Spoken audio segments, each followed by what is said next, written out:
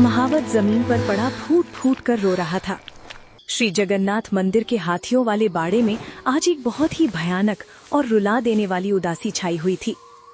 मंदिर का सबसे बूढ़ा, सबसे विशाल और सबसे प्यारा हाथी गजराज, जिसने पूरे 50 सालों तक भगवान का भारी भरकम रथ नंदी घोष खींचा था, आज जमीन पर लेटा अपनी आखिरी सांसें गिन रहा था। बुढ़ापे और बीमारी ने उस विशालकाय जानवर को तोड़कर रख दिया था। गजराज की बड़ी बड़ी आंखों से मोटे मोटे आंसू लगातार बह रहे थे। वो दर्द से करहा रहा था, लेकिन उसकी सूंड बार बार मंदिर की दिशा में उठ रही थी, मानो वो अपने प्राण त्यागने से पहले अपने मालिक, अपने जगन्नाथ को एक आखिरी बार पुकार रहा हो। रात के 2 बज चुके थे। महावत थक हार कर हाथी के पास ही रोते रोते सो गया था। तभी उस अंधेरे और बदबूदार बाड़े में एक हल्की सी दिव्य रोशनी फैली। चंदन और कपूर की एक बहुत ही मीठी महक हवा में घुल गई और उस सन्नाटे में 2 साए दबे पांव अंदर आए। एक साए ने मोटा सा सफेद कंबल ओढ़ा हुआ था और दूसरे ने एक पीला रेशमी कंबल। सफेद कंबल वाले साए ने अपनी नाक सिकोड़ते हुए फुसफुसा कर कहा, कन्हैया, तुझे इतनी रात को इस कीचड़ और गोबर से भरे बाड़े में आने की क्या सूझी? मेरे सारे सफेद कपड़े गंदे हो जाएंगे और ये देख कितनी भयंकर बदबू आ रही है यहाँ। पीले कंबल से अपना गोल मटोल सांवला चेहरा बाहर निकालते हुए कालिया ठाकुर ने दाऊ दादा को घूर कर देखा और बोले, दाऊ दादा, आप चाहो तो बाहर जाकर खड़े हो जाओ, पर मैं अंदर ही जाऊंगा। मेरा गजू दर्द में है, वो मुझे बुला रहा है, मैं उसे इस हालत में अकेला नहीं छोड़ सकता। ये कोई और नहीं, साक्षात ब्रह्मांड के नाथ हमारे कालिया ठाकुर और उनके बड़े भाई दाऊ दादा थे, जो रात के अंधेरे में अपने रत्न सिंहासन को छोड़कर नंगे पैर अपने एक बीमार जानवर से मिलने चले आए थे।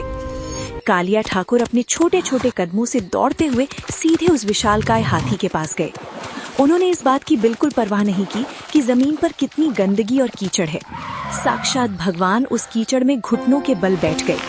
उन्होंने अपने कोमल हाथों से उस विशालकाय सूंड को उठाया और अपने सीने से लगा लिया। जैसे ही कालिया ठाकुर के दिव्य हाथों का स्पर्श उस हाथी को हुआ, चमत्कार हो गया।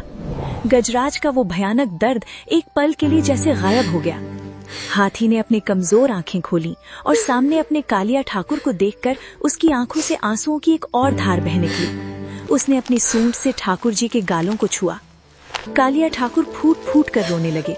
वो हाथी के माथे पर हाथ फेरते हुए बोले, गजू, मेरे प्यारे गजू, मुझे पता है तुझे बहुत दर्द हो रहा है।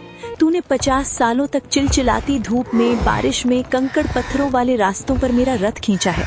तेरे पैरों से खून बहता था, पर तू कभी नहीं रुका। आज जब तेरी ये हालत है, तो तेरा ये ठाकुर तुझे कैसे छोड़ दे? पीछे खड़े दाऊ दादा भी ये नजारा देखकर पिघल गए।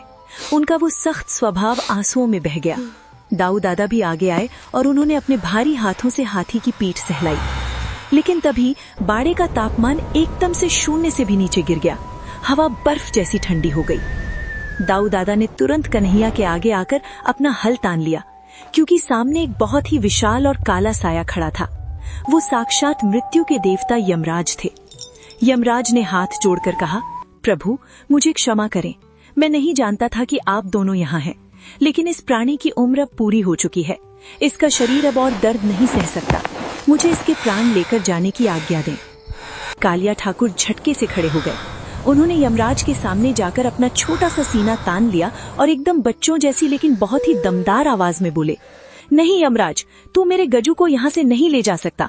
इसे दर्द है, मैं इसका दर्द ठीक कर दूंगा, पर ये मुझे छोड़कर कहीं नहीं जाएगा। यमराज ने सिर झुकाते हुए कहा, महाप्रभु, आप तो संसार के नियम बनाने वाले हैं। जिसका जन्म हुआ है उसकी मृत्यु निश्चित है। ये एक जानवर है प्रभु, इसने अपना जीवन जी लिया है। अगर मैं इसके प्राण नहीं लूंगा तो ये ऐसे ही रोज दर्द से तड़पता रहेगा। क्या आप अपने इस प्यारे हाथी को तड़पते हुए देख सकते हैं? यमराज की बात सुनकर कालिया ठाकुर शांत हो गए। वो जानते थे कि यमराज सच कह रहे हैं। गजू का शरीर अब काम नहीं कर रहा था। कालिया ठाकुर ने रोते हुए दाऊ दादा की तरफ देखा और कहा, दादा, क्या कोई तरीका नहीं है जिससे गजू का दर्द भी खत्म हो जाए और इसे कुछ साल की जिंदगी और मिल जाए? इसने हमारी इतनी सेवा की है, क्या हम इसके लिए इतना भी नहीं कर सकते? यमराज ने कहा, प्रभु, तरीका तो है, लेकिन वो संसार के नियमों के खिलाफ है।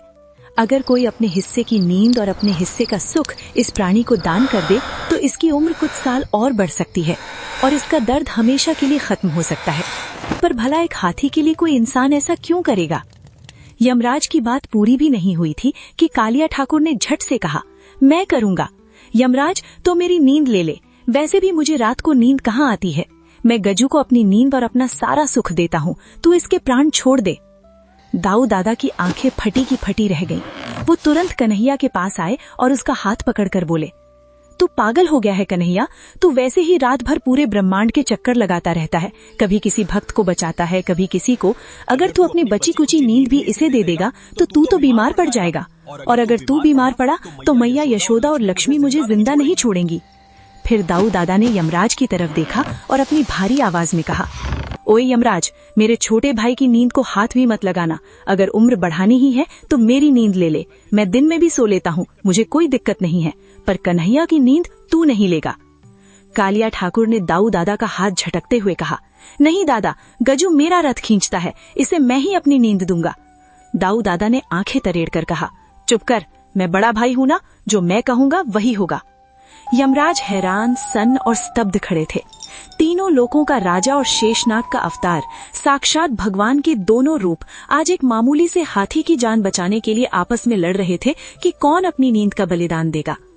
यमराज की आंखों से आंसू छलक पड़े। वो घुटनों के बल जमीन पर बैठ गए और हाथ जोड़कर रोते हुए बोले, प्रभु, धन्य है आप, धन्य है आपका ये प्रेम। दुनिया कहती है कि भगवान सिर्फ इंसानों की सुनते हैं, पर आज आपने साबित कर दिया कि आपके लिए एक बेजुबान जानवर भी उतना ही प्यारा है जितना कोई बहुत बड़ा राजा या पुजारी। यमराज ने अपने हाथ जोड़े और कहा, प्रभु, आप दोनों को अपनी नींद देने की कोई जरूरत नहीं है। आपके इस निस्वार्थ प्रेम ने मृत्यु के देवता को भी हरा दिया है। मैं इस हाथी को अपने हिस्से के प्राण देता हूँ। आज से इसका सारा दर्द खत्म। ये जब तक चाहेगा खुशी खुशी जिएगा, और जब इसका समय आएगा तो इसे कोई दर्द नहीं होगा। ये सीधा सोते सोते वैकुंठ आपके पास आ जाएगा। यमराज ने हाथी को अपना आशीर्वाद दिया और वहां से अंतर ध्यान हो गए। और अगले ही पल एक और महाचमत्कार हुआ। गजराज, जो पिछले कई दिनों से जमीन से उठ नहीं पा रहा था, उसने अचानक एक गहरी सांस ली। उसके शरीर का सारा कांपना बंद हो गया। उसके घाव अपने आप भरने लगे और वो विशाल हाथी धीरे धीरे अपने पैरों पर खड़ा हो गया। गजराज ने खुशी से अपनी सूंड उठाई और एक बहुत ही मीठी और धीमी आवाज में चिंगाड़ लगाई। कालिया ठाकुर मारे खुशी के उछल पड़े। उन्होंने अपने पीले कंबल के अंदर से एक बड़ा सा गुड़ और गन्ने का टुकड़ा निकाला, जो वो मंदिर की रसोई से चुरा कर लाए थे। उन्होंने अपने छोटे छोटे हाथों से वो गुड़ गजू के मुंह में खिलाया। गजू ने गुड़ खाया और अपनी सूंड से दाऊ दादा और कालिया ठाकुर के ऊपर प्यार से हवा करने लगा। दाऊ दादा ने मुस्कुराते हुए कन्हैया का हाथ पकड़ा और कहा, चल कन्हैया, अब जल्दी मंदिर वापस चल, वरना सुबह पुजारियों को हम नहीं मिले तो वो पूरे शहर में हाहाकार मचा देंगे। और हाँ, रास्ते में कहीं पानी मिले तो मुझे बता देना। तेरे इस हाथी के गोबर की वजह से मेरे कंबल पर दाग लग गया है। कालिया ठाकुर हंसते हुए दाऊ दादा के साथ बाड़े से बाहर निकल गए। पीछे गजराज अपनी आंखों में कृतज्ञता लिए अपने भगवान को जाते हुए देख रहा था। अगली सुबह जब महावत की आंख खुली तो वो अपनी जगह से उछल पड़ा। उसने देखा कि गजराज एकदम स्वस्थ होकर खड़ा है और बड़े मजे से गन्ने खा रहा है। महावत को अपनी आंखों पर यकीन नहीं हुआ। वो रोते हुए भगवान को धन्यवाद देने लगा। लेकिन तभी महावत की नजर जमीन पर पड़ी। कीचड़ में दो बहुत ही छोटे छोटे पैरों के निशान छपे हुए थे और उन निशानों के पास ही एक छोटा सा पीला रेशमी धागा पड़ा हुआ था, जिसमें से आज भी वृंदावन के चंदन और कपूर की वैसी ही मीठी महक आ रही थी। महावत वो धागा देखकर फूट फूट कर रोने लगा। वो समझ गया था कि रात के अंधेरे में साक्षात ब्रह्मांड के नाथ उसके गजू को मौत के मुंह से खींच लाए थे। तो दोस्तों, ये है हमारे कालिया ठाकुर का प्यार। जो भगवान एक बेजुबान जानवर के आंसू नहीं देख सकता, वो भगवान अपने बच्चों को, अपने भक्तों को कैसे तड़पते हुए छोड़ सकता है। बस शर्त ये है कि आपके पुकारने में उस गजराज जैसी सच्चाई होनी चाहिए। अगर भगवान के इस अद्भुत और रुला देने वाले प्रेम ने आपके भी रोंगटे खड़े कर दिए हों, तो इस वीडियो को हर उस इंसान तक शेयर करें जो जानवरों से प्यार करता है, और कमेंट बॉक्स में पूरी श्रद्धा के साथ जय जगन्नाथ और जय दाऊ दादा जरूर लिखें। मिलते हैं भगवान की ऐसी ही किसी अद्भुत लीला के साथ।